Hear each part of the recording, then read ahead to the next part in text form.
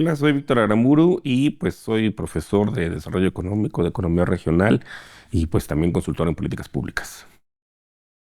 Sí, bueno, ahí me gustaría como dar también una cifra, ¿no? De cómo recibe el presidente López Obrador, ¿no? En términos de la tasa de homicidios. Ya después podemos entrar en otro tipo de delitos, pero bueno, pues la tasa de homicidios más o menos hacia pues mayo de 2018, ¿no? Un poco antes de que llegara a la presidencia, tuvimos el máximo histórico, al menos desde que tenemos mediciones, que fue de 31.3 homicidios por cada 100.000 habitantes.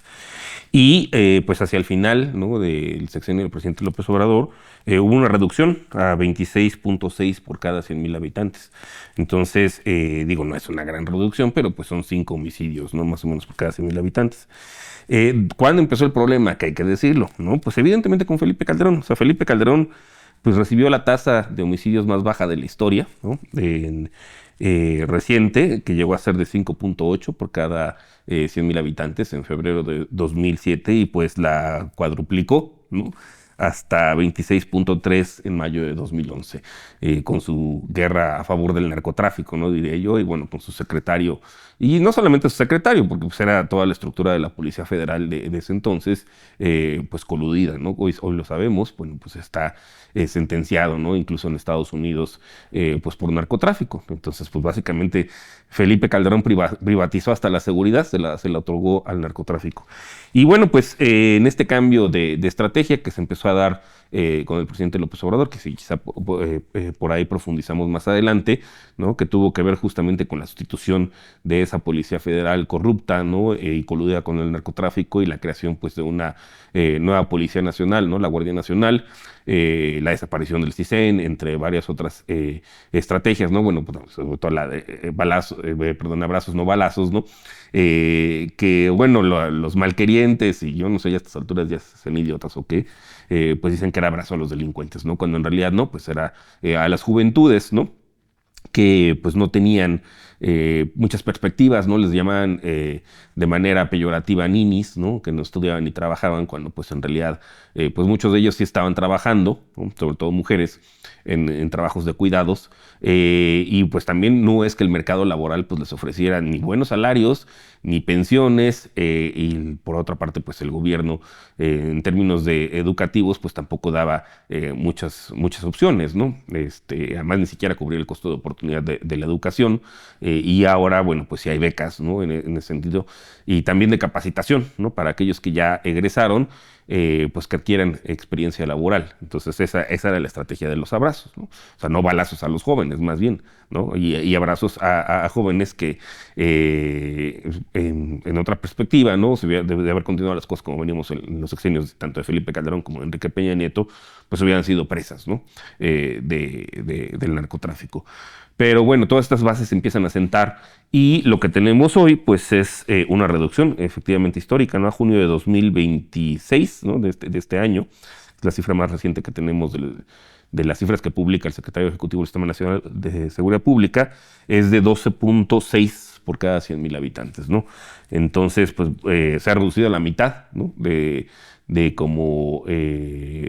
la salida del presidente López Obrador. Ahora con la presidenta Claudia Sheinbaum pues hay una reducción de la mitad, pero bueno, pues hay que mencionarlo, ¿no? O sea, que todo esto es algo que empezó pues desde 2007, o sea, ya prácticamente casi 20 años, ¿no?, de que Felipe Calderón pues llegó a coludirse con el narcotráfico y pues a cuadruplicar en su sexenio la tasa. Luego con Peña Nieto pues continuó elevándose y pues es un esfuerzo, ¿no?, que ha implicado pues por un lado, ¿no?, la reconfiguración de las instituciones de seguridad pública, también, ¿no?, hay que decirlo, pues y a lo mejor lo platicamos más adelante, de los jueces, ¿no?, la reforma del Poder Judicial, que también pues había bastante corrupción al interior, entre otras cosas, y bueno, pues la parte social, ¿no?, que tiene que ver pues con el incremento al salario mínimo, ¿no? Entonces eso hace que el costo de oportunidad de unirse al narcotráfico o en general a la delincuencia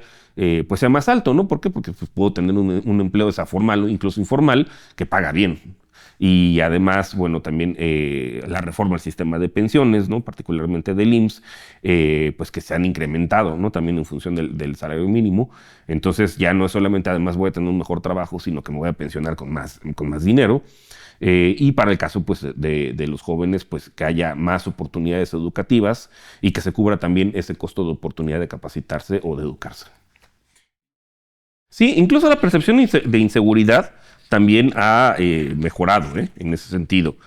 Por acá tengo el dato, pues digamos que cuando se alcanzó el máximo histórico, pues bueno, fue más o menos en el periodo también de Enrique Peña Nieto, que llegó al 75% de la población mayor de 18 años, pues consideraba a su ciudad como insegura, ¿no? Esto fue más o menos por ahí de 2017 y actualmente pues también ha habido una reducción, ¿no? En ese porcentaje. Estamos más o menos hablando de un 59.8% que consideran pues a su ciudad como insegura, son casi 16 puntos porcentuales, ¿no? Entonces sí ha habido también una mejora. Ahora, sí, efectivamente los medios, en parte por golpeteo político, ¿no? Lo hacen, pero también porque es lo que vende, ¿no? O sea, finalmente el amarillismo, digo, hay que recordar pues todas esas revistas, ¿no? Y periódicos que escurren sangre, pues vende, ¿no? Finalmente la nota roja. Pero ahí sí hay una brecha muy importante entre lo que en realidad le importa a la gente, ¿no? Y la realidad, bueno, la supuesta realidad, ¿no? Que presentan los medios. En realidad la gente cuando hablan sí, evidentemente, o sea, la inseguridad pues sí es lo que más le preocupa, ¿no? O sea, eso sí sale de manera sistemática, pero a la gente no es tanto que le importe como tal el narcotráfico, ¿no? Porque pues es algo relativamente lejano. Más bien, ¿qué es lo que le preocupa a la mayor parte de la gente? Pues es que no te asalten, ¿no? Que no te roben tu celular en el transporte público principalmente, ¿no? Ya sea en el metrobús, o sobre todo en el concesionado, ¿no? Pues todos hemos visto esos videos del famoso ya te la sabes, ¿no? O ya se la saben, y pues que la gente en el transporte público concesionado, ¿no? Que además es de peor calidad, pues tiene que soltar, ¿no? Sus pertenencias, ¿no? O el poco o mucho dinero que traigan. Entonces, y eso lo vemos pues en una encuesta que salió recientemente de Encol, el 27 de mayo, donde cuando le preguntan a la gente, bueno, ¿cuál considera que es el principal problema del país? Dicen en seguridad o delincuencia 41% y narcotráfico solamente 4%. Entonces, una cosa es lo que dicen los medios de comunicación y la oposición, ¿no? Con todo este discurso totalmente choro, ¿no? Armado del narcogobierno, ¿no? Y muy alineado a los intereses de Estados Unidos. Y hay ahí otra realidad, ¿no? Que en realidad lo que le importa a la gente, pues es esto, ¿no? O sea, que no me den un tarjetazo, ¿no? Que además se ha vuelto el delito más común, ¿no? De mayor frecuencia. Los fraudes, principalmente, pues a cuentas, ¿no? De banco, y el segundo es el robo en vía pública, ¿no? Y en el transporte público, que también hay que decirlo, estos dos son en realidad delitos sin violencia. O sea, cuando te llega el tarjetazo, pues es cuando ya te llegó el estado de cuenta, ¿no? O que te llega el celular la notificación de reconoces este cargo, pues no. ¿No? Y en el caso del robo en transporte público, pues es normalmente una cartereada. Digo, yo he sido víctima justamente de ese tipo de delito y hasta dije excelente servicio porque ni cuenta me di, ¿no? Que me habían quitado el celular en el metro hasta que llegué a mi casa y dije, ay, no, pues ya fue. Y ese, además hay que decirlo, es el delito más común literalmente aquí y en China, ¿eh? O sea, también para que no digan que, bueno, que la delincuencia en México está disparada, ¿no? También hay reducciones muy importantes, ¿no? En este tipo de delitos. Pero es el delito más común, en general, que te roben el celular, ¿no? O la cartera, en el transporte público o en la vía pública, es lo más común. Y por lo mismo, es el que menos se denuncia. ¿No? O sea, esa famosa cifra negra, que también es una cifra que descontextualizan, ¿no? Los medios de comunicación, que dicen, es que el 93.2% de los delitos no se denuncian. Pues eso pasa aquí y en el Reino Unido y pasa en Estados Unidos. ¿Por qué? Porque, bueno, pues por ejemplo, ¿no? A mí cuando me robaron el celular, bueno, de entrada, pues voy a ir a un ministerio público a perder mínimo 3 4 horas, ¿no? En lo que levantó la denuncia. Aunque este tipo de delitos, bueno, se pueden denunciar en línea, pero sobre todo si tienes seguro, ¿no? Para que te lo paguen. ¿Y a quién voy a denunciar? Cuando me pregunte el Ministerio Público y cómo era, pues quién sabe, porque ni siquiera lo vi, ni cuenta me di, ¿no? ¿En qué momento fue? Pues en el trayecto, pero específicamente en qué estación o si fue en la entrada, pues no te podría decir. ¿Saben cuándo lo van a agarrar? Nunca. A lo mejor hay otro tipo de estrategias, ¿no? O sea, en el Reino Unido tengo entendido que lo que hacen es, bueno, puedes denunciar en la misma estación y eso, bueno, te da un apapacho mental ahí de vamos a hacer todo lo posible para recuperar su celular, pero pues, evidentemente no lo van a recuperar. Pero sí sirve, por ejemplo, pues para llevar una estadística y saber, ¿no? Dónde hay mayor incidencia, ¿no? Y si hay bandas operando. Pero digamos que eso es lo máximo, ¿no? Entonces, ¿por qué la gente no denuncia este tipo de delitos que son los más frecuentes? O, por ejemplo, un tarjetazo, ¿no? De tarjeta de crédito. Pues normalmente lo que hace es hablar al banco y decir, no, este cargo no está reconocido y ellos mismos te reponen, ¿no? O sea, cancelan la transacción y te lo reponen y no es necesario ir a un ministerio público. Lo mismo también, pues, si te roban la cartera, pues no la vas a recuperar, ¿no? ¿Y a quién vas a denunciar si ni cuenta te diste, ¿no? Porque son expertos. Entonces, y eso es lo que en realidad, pues, le preocupa más a la gente, ¿no? O sea, cuando vemos estas cifras pues, qué es lo que entienden, ¿no? Por ejemplo, dice, ¿a qué se refiere con inseguridad en esta misma encuesta de Encol? Pues a robos y asaltos en la calle, ¿no? Al narcomenudeo, pero no entendido como el narcotráfico, o sea, grande, ¿no? Que la oposición se cuelga mucho, sino en realidad, pues es que no estén vendiendo drogas y particularmente, bueno, pues al lado de escuelas, ¿no? Por ejemplo, o sea, principalmente a menores de edad. Eso es a lo que se refiere la gente con inseguridad y con delincuencia. Sí, básicamente, por ejemplo, el robo de coche con y sin violencia, pues ha habido una reducción muy importante. El único que se ha crecido es la extorsión.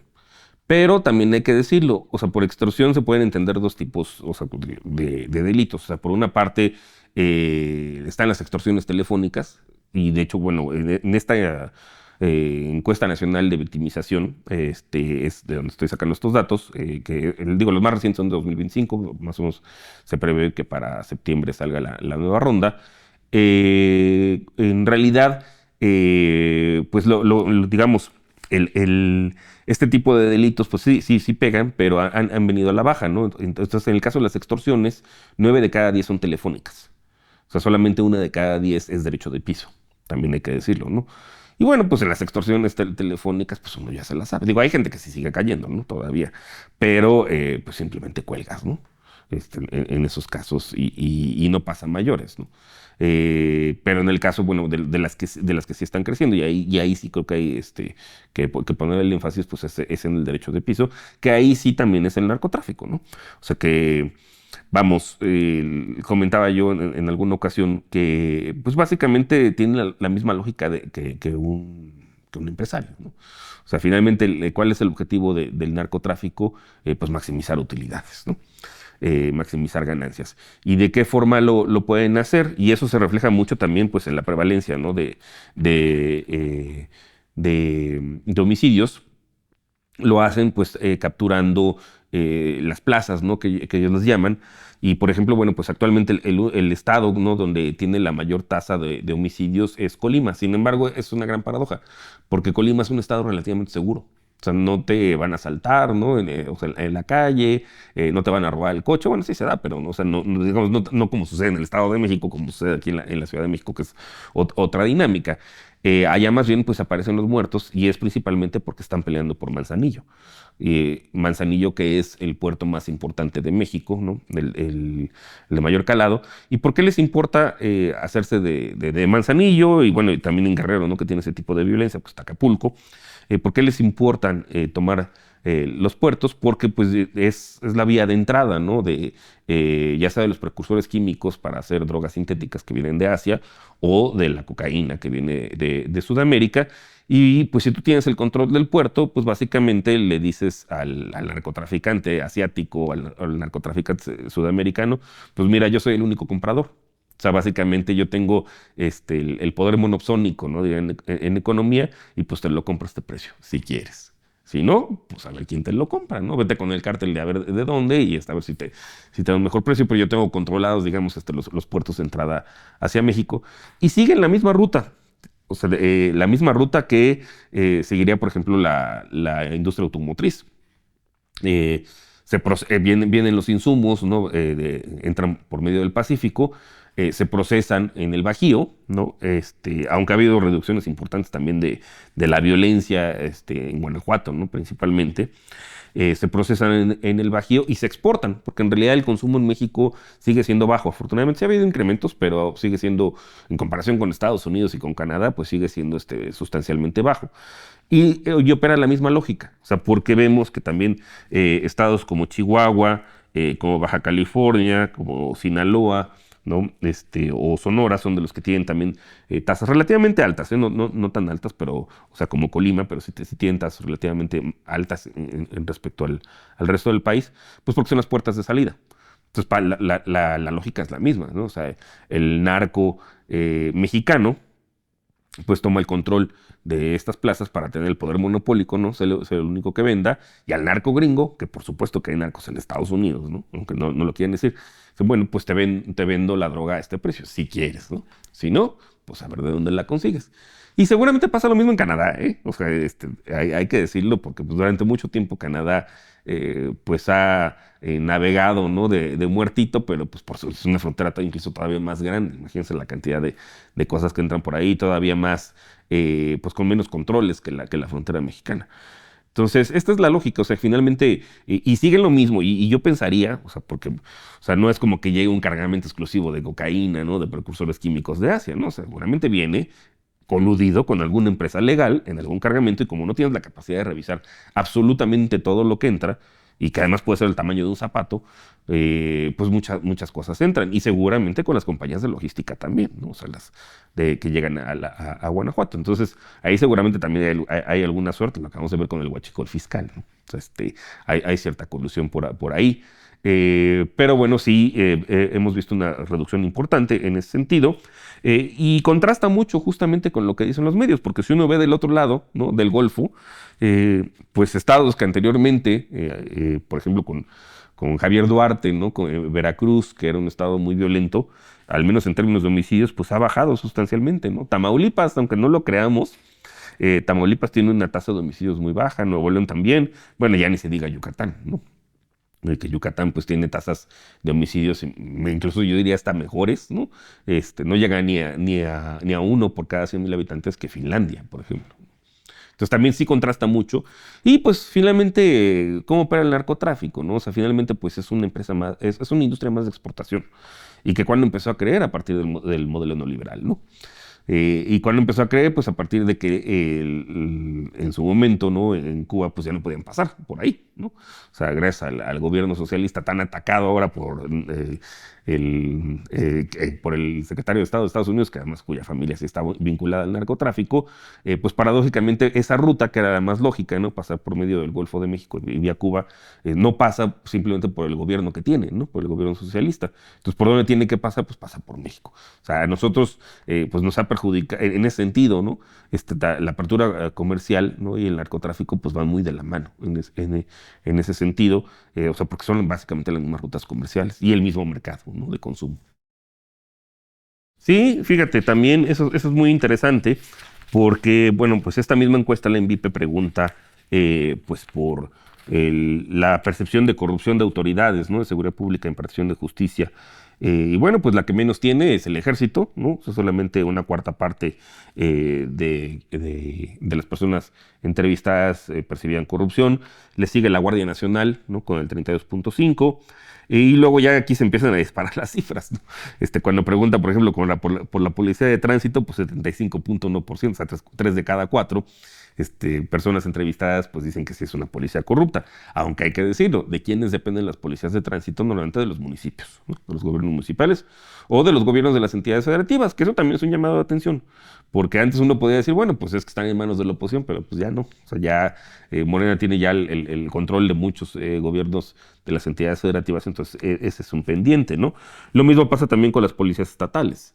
63.8% en términos de corrupción, la policía municipal 65%, los jueces 69%. O sea, por eso era muy necesaria, ¿no? La reforma al Poder Judicial, porque pues está De hecho, pues, la gente percibe más corruptos a los jueces, ¿no? Como porcentaje que a las policías estatales y municipales.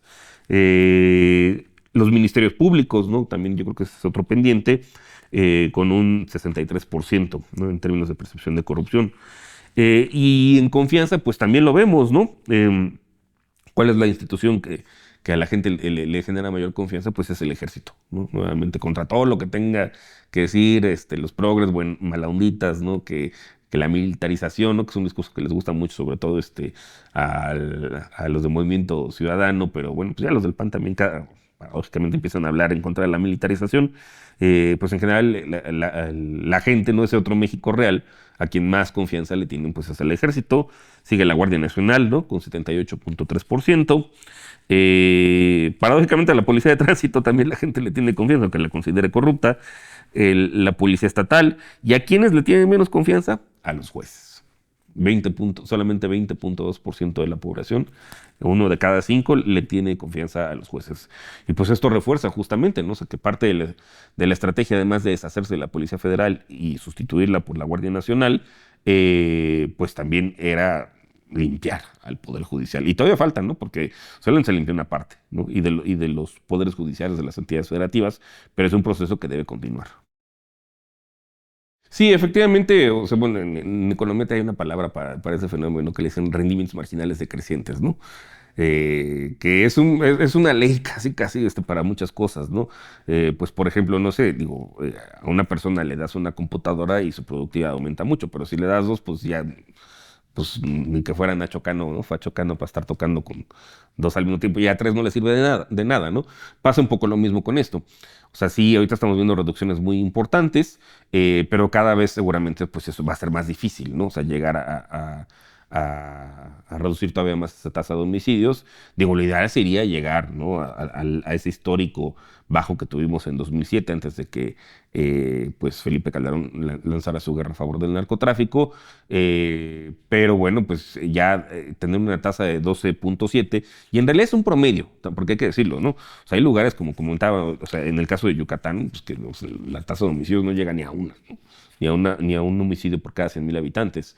De hecho, en general, o sea, si quitáramos pues estos estados, ¿no? Que desgraciadamente les toca ser la puerta de entrada o de salida del narcotráfico, pues por ejemplo estados como Durango, Nayarit, Zacatecas, Coahuila, Aguascalientes, Nuevo León, San Luis, Chiapas, Quintana Roo, Yucatán, etcétera, pues tienen una tasa menor a 8.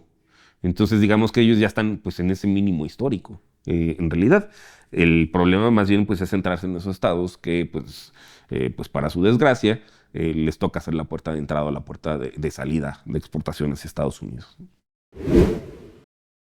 Hola, soy Víctor Aramburu y pues soy profesor de Desarrollo Económico y de Economía Regional, así como consultor en políticas públicas, y los invito a ver la 4TV, donde vamos a desmitificar pues varios mitos, ¿no? Valga la redundancia, alrededor de lo que presentan los medios y la oposición como tema de inseguridad en contra de lo que en realidad la gente pues percibe, ¿no?